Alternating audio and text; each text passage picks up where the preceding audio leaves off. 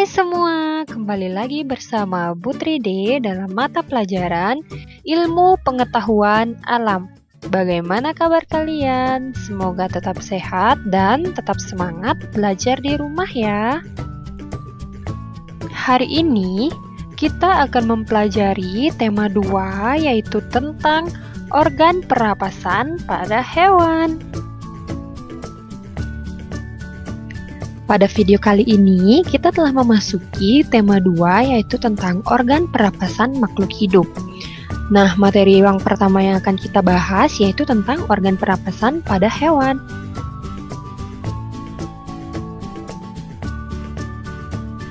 Nah, yang pertama yaitu ada pernapasan. Yang dimaksud dengan pernapasan yaitu proses menghirup gas oksigen atau O2 dan menghembuskan gas karbon dioksida atau CO2.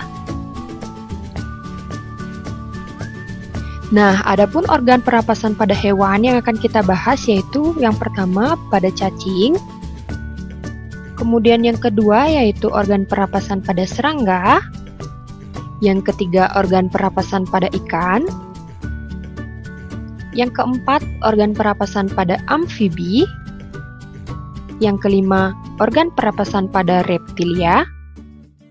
Yang keenam, organ pernapasan pada aves. Dan yang terakhir yaitu organ pernapasan pada mamalia. Nah, langsung saja kita bahas satu persatu mulai dari organ pernapasan cacing. Nah, berikut ini merupakan gambar dari cacing. Kalian bisa perhatikan. Nah, cacing ini merupakan hewan yang lunak. Cacing tanah tidak mempunyai organ pernapasan khusus. Nah, jadi organ pernapasan pada cacing itu yaitu menggunakan kulitnya. Oksigen masuk ke dalam tubuh cacing melalui permukaan kulit tubuhnya yang basah. Kulit yang basah mempermudah masuknya oksigen dan keluarnya karbon dioksida. Nah, pertukaran udara pada cacing ini terjadi di bagian kulitnya yang tipis. Nah, itulah sebabnya kenapa kulit cacing ini selalu terlihat basah, karena si cacing bernapas menggunakan kulitnya. Kemudian hewan yang kedua yaitu ada serangga. Nah, di sini Putri D sudah memiliki gambar dari organ pernapasan serangga ya. Nah, yang pertama itu disebut dengan mulut. Mulut ini berfungsi sebagai tempat masuknya udara.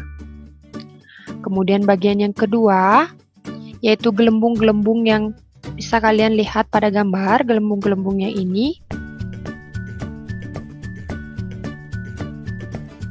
Gelembung-gelembung ini disebut dengan kantung udara. Nah, jadi fungsi dari kantung udara itu adalah sebagai tempat penyimpan udara. Kemudian bagian yang ketiga disebut dengan trakea. Nah, kalian bisa perhatikan trakea itu merupakan pembuluh-pembuluh halus yang bercabang yang memenuhi seluruh bagian tubuh serangga dan bermuara pada spirakel. Nah, jadi yang dimaksud dengan trakea itu adalah sekat-sekat pembuluh ini ya, sekat-sekat pembuluh yang berada di seluruh tubuh dari belalang. Nah, fungsi dari trakea ini adalah sebagai penghantar oksigen ke sel-sel tubuh belalang. Kemudian bagian yang keempat disebut dengan spirakel. Spirakel adalah lubang yang terletak di sisi tubuh bagian kanan dan kiri dari belalang. Nah, kalian bisa perhatikan yang dimaksud spirakel itu adalah bagian ini ya, bagian lubang-lubang ini. Nah, apa fungsi dari spirakel? Fungsinya yaitu sebagai jalan keluar dan masuknya udara. Nah, itulah organ pernapasan dari belalang. Kemudian kita masuk ke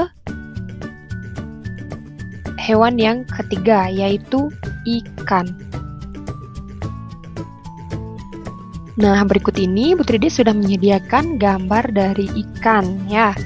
Nah, bagian yang pertama, kalian bisa perhatikan tanda panah yang bergerak ini ya. Bagian yang pertama ini disebut dengan mulut. Nah, fungsi dari mulut ini yaitu tempat masuknya air yang mengandung oksigen. Kemudian bagian yang kedua yaitu rigi-rigi insang. Yang mana yang disebut dengan rigi-rigi insang? Nah, bagian rigi-rigi insang itu adalah bagian ini, ya. Ini merupakan bagian dari rigi-rigi insang. Nah, fungsi dari rigi-rigi insang ini yaitu sebagai penyaring air saat ikan bernapas. Kemudian yang ketiga itu ada lembaran insang. Nah, yang dimaksud dengan lembaran insang adalah ini, ya. Lembaran insang ini adalah lembaran-lembaran yang berwarna merah. Berwarna merah gelap ini, ya. Ini merupakan lembaran insang dari ikan. Nah, adapun fungsi dari lembaran insang yaitu mengandung pembuluh darah. Nah, kemudian bagian yang keempat itu ada yang disebut dengan lengkung insang. Yang disebut dengan lengkung insang adalah bagian yang putih yang melengkung ini, ya. Jadi yang melengkung ini disebut dengan lengkung insang. Nah, fungsinya itu adalah sebagai tempat melekatnya lembaran insang. Jadi, lengkung insang ini tempat melekatnya lembaran-lembaran insang yang berwarna merah ini, ya. Kemudian bagian yang kelima itu ada penutup insang atau operkulum. Nah, yang dimaksud dengan operkulum atau penutup insang itu adalah penutup bagian ini. Karena ini dilepas, jadi operkulumnya tidak terlihat, ya. Jadi tempat operkulum itu adalah pada bagian ini. Nah, fungsi dari operkulum itu adalah untuk menjaga oksigen agar tidak keluar.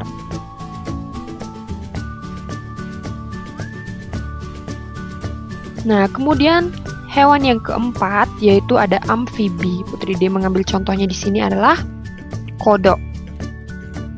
Nah, adapun bagian-bagian organ pernapasan pada kodok, yang pertama itu ada rongga mulut. Yang dimaksud dengan rongga mulut adalah bagian ini. Nah, fungsi dari organ rongga mulut ini adalah sebagai tempat masuknya udara. Kemudian bagian yang kedua itu ada koane. Nah, kalian bisa perhatikan pada gambar yang dimaksud koane adalah yang ini, ya. Jadi koane itu merupakan penghubung rongga hidung dan rongga mulut. Jadi ini yang disebut dengan koane. Kemudian yang ketiga itu ada paru-paru dan kulit. Nah, kalian bisa perhatikan paru-paru dari kodok itu adalah bagian ini. Ya, ini merupakan paru-paru dari kodok. Nah, paru-paru dan kulit ini digunakan sebagai alat pernapasan pada kodok. Kodok bisa menggunakan paru-paru untuk bernapas dan juga bisa menggunakan kulit untuk bernapas. Maka dari itu, jika kalian perhatikan, pada kulit kodok itu terdapat rongga-rongga seperti pori-pori yang besar. Nah, pori-pori itulah yang digunakan untuk kodok dalam bernapas. Seperti itu.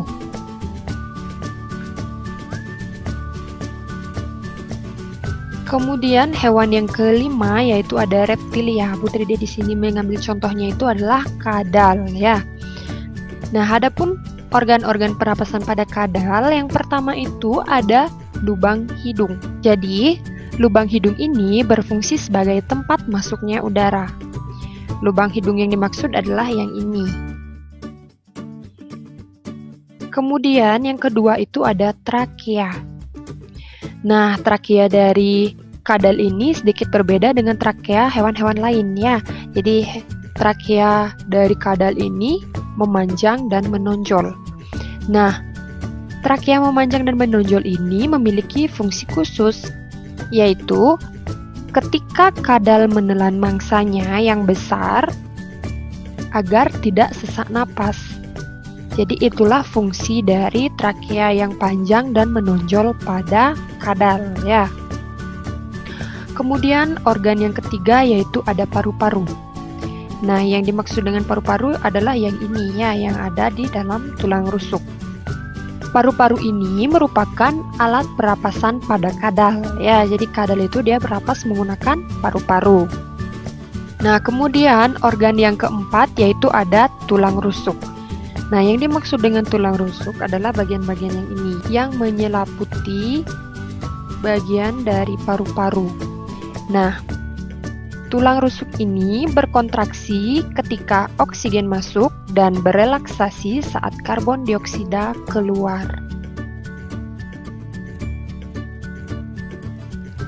Selanjutnya yaitu pada hewan yang keenam ada burung atau aves ya. Nah, berikut ini Bu Tridi telah menyediakan gambar dari burung. Adapun organ pernapasan dari burung ini yang pertama itu ada paruh. Nah, pada paruh ini terdapat lubang hidung yang berfungsi sebagai tempat keluar masuknya udara. Kemudian organ yang kedua yaitu ada trakea. Yang dimaksud dengan trakea adalah bagian ini ya. Nah, trakea ini merupakan batang tenggorokan. Kemudian organ yang ketiga yaitu ada kantung udara. Nah, kantung udara ini juga sering disebut dengan pundi-pundi udara. Kantung udara ini ada dua bagian ya. Yang pertama itu ada kantung udara anterior, artinya kantung udara depan. Jadi yang dimaksud dengan kantung udara depan itu adalah bagian ini. Ya, ini merupakan kantung udara anterior dari burung. Nah, kantung udara anterior itu terletak di pangkal leher dan rongga dada. Jadi ini merupakan pangkal leher dari burung dan rongga dada dari burung. Kemudian yang keempat itu ada kantung udara posterior. Artinya kantung udara yang berada di bagian belakangnya, yaitu ini merupakan kantung udara posterior dari burung yang terletak di bawah sayap dan di rongga perut. Bagian yang kelima yaitu ada paru-paru. Nah, paru-paru burung itu berada pada posisi ini ya. Jadi ini merupakan paru-paru dari burung. Nah, paru-paru ini difungsikan saat burung tidak terbang. Kalian bisa perhatikan organ tambahan pernapasan pada burung ini adalah pundi-pundi udara ini. Pada umumnya, burung itu bernapas menggunakan paru-paru, tetapi memiliki organ tambahan yaitu kantung udara atau pundi-pundi udara. Nah, adapun fungsi dari pundi-pundi udara ini adalah untuk menyimpan udara yang digunakan ketika si burung terbang. Ketika mengepakkan sayapnya, burung tidak memasukkan udara melalui hidung. Udara pernapasannya berasal dari udara yang tersimpan di dalam pundi-pundi udara ini. Nah, itulah fungsi dari pundi-pundi udara yang merupakan organ pernapasan tambahan pada burung. Nah, kemudian hewan yang terakhir yaitu ada mamalia. Nah, contoh hewan mamalia yang Bu Tridi digunakan di sini adalah anjing. Ya, kalian bisa perhatikan pada gambar. Adapun organ-organ pernapasan pada hewan mamalia ini, yang pertama itu ada hidung. Nah, hidung ini berfungsi untuk tempat keluar masuknya udara atau oksigen.